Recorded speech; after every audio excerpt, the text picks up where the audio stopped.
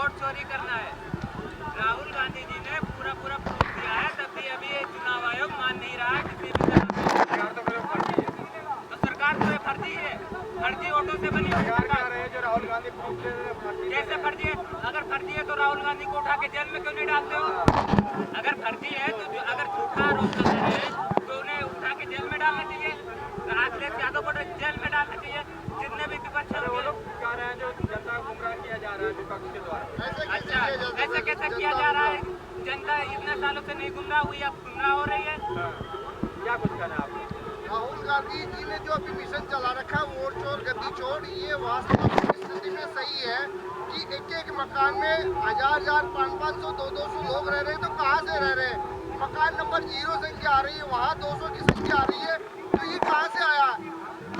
इनको ये डर लगा कि हमारी सरकार बिहार में नहीं आएगी, तो अमित शाह खुद जाके बैठ गए कि हमें कैसे भी कारण प्रकारण हमें सरकार बनानी है। इनका एक ही टारगेट है, इन्हें लोकतंत्र से कोई मतलब नहीं। आप लोग क्यों धरातल पे क्यों नहीं काम? हम धरातल पे काम करें तभी तो आज इकट्ठा हुए राहुल गांधी जी के आह्वान पे हम दिल्ली आए। किस लिए आए? कि लोगों को हम जागरूक कर सके। आज ये लोग विकास की बात न करके सिर्फ और सिर्फ धर्म के नाम की लड़ाई लड़ रहे हैं, और धर्म से लड़ाई लड़ने से हमारे देश का नुकसान हो सकता है, भला कभी भी नहीं हो सकता। कहा जा रहा है जो राष्ट्र की बात करेगा उसी को जनता चुन के भेजेगी राष्ट्र में, राजधानी में। राष्ट्र की बात करेगा, लेकिन राष्ट्र की बात कहाँ करते हैं? ये तो जातियों में बांटने की बात कर रहे हैं। ना इनको संविधान पे विश्वास है, ना इनको तिरंगा पे विश्वास है। इनको केवल और सिर्फ अपनी राजनीतिक रोटियां सेकने से मतलब है। अभी संसद भवन में वंदे मातरम और जय हिंद बोलने पर बैन कर दिया है। ये कौन सी राष्ट्र की बात कर रहे हैं? यही मोदी जी बंद किया या नहीं किया? लेकिन प्रियंका गांधी की तरफ से जो कहा गया, प्रियंका गांधी वाड्रा की तरफ से वंदे मातरम पे चर्चा करने की क्या जरूरत है? क्यों नहीं जरूरत है? आप ही के नेता कह रहे हैं, जरूरत क्या है? जरूरत प्रियंका जी ने क्या कहा? प्रियंका जी ने ये कहा कि कांग्रेस ने जो अपने शासनकाल में किया आज उन्हीं की देन है। जैसे कोरोना आया तो कोरोना से लड़ाई लड़ने के लिए कहा वो यूनिवर्सिटियाँ नेहरू जी की बात करते हैं, कोई भी बात होती है नेहरू जी को लेके आते हैं। नेहरू जी आज एक ऐसे शख्स है हमारे देश की महान विभूति, जिन्होंने देश के लिए अपना 80% संपत्ति देश को दे दी। क्यों सरकार की तरफ से तो कहा जाए नेहरू जी का ही किया दिया, ऐसा है जो भोग रहे हैं लोग। नेहरू जी ने देश को वो दिया है जो ये लोग कभी कल्पना में नहीं सोच सकते, जो 70 साल में कांग्रेस ने किया है। इनसे पूरी रंगाई और पुताई नहीं कर सकती बीजेपी सरकार। सवाल पूछ रहे हैं वो भी नेहरू जी ने दिया। जो आप सवाल पूछने की क्षमता आज रख रहे हैं वो नेहरू जी ने, कांग्रेस ने दिया है। किसने दिया है आप बताइए? किसी और का बोलने का अधिकार किसने दिया था? वो तो बोलने का अधिकार कांग्रेस ने दिया। तो फिर आप ये कैसे कह सकते हो? भाई कांग्रेस एक ऐसा पार्टी है जो सबको साथ लेके चलती है और विकास की बात करती है, ना कि धर्म की बात। इसमें धर्म की बात कौन करती है? बीजेपी धर्म की बात करती है, धर्म को लड़ाने की बात करती है। और कांग्रेस सारी जातियों को, धर्म को एक साथ लेके चलने की बात करती है।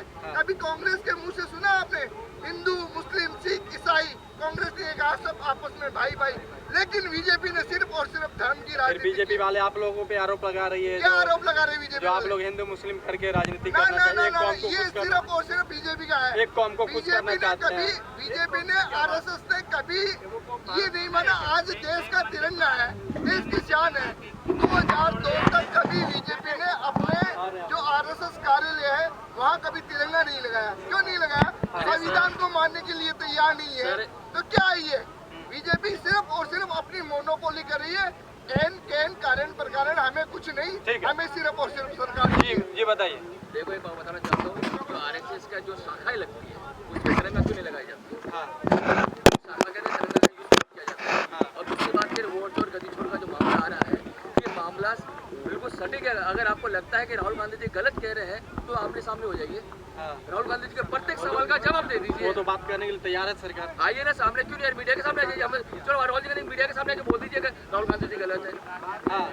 आप देश की बात नहीं करेंगे, आप छोड़ के आप लोग भाग रहे हैं। चोरी करके सत्ता पाएंगे, चोरी करके सत्ता में आएंगे। आप बीजेपी ने चोरी के अलावा कुछ करना आता नहीं है आपको। आपने जो जो वादे किए थे वो धरातल पर नहीं उतरे हैं। हम बात करेंगे विकास की बात, वो करेंगे राहुल गांधी की बात। हम करेंगे अब शिक्षा की बात, वो करेंगे प्रियंका गांधी की बात। हम करेंगे अपने जमीन की बात, तो वो करेंगे अपने नेहरू जी की बात।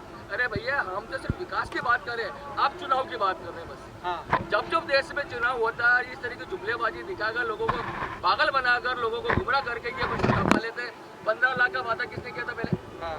मोदी जी के द्वारा किया गया था। वो उन्हीं के अमित शाह कहते हैं कि तो जुमला था। अमित शाह ने कहा जुमला था। तो भैया ये जुमले कब तक चलते रहेंगे?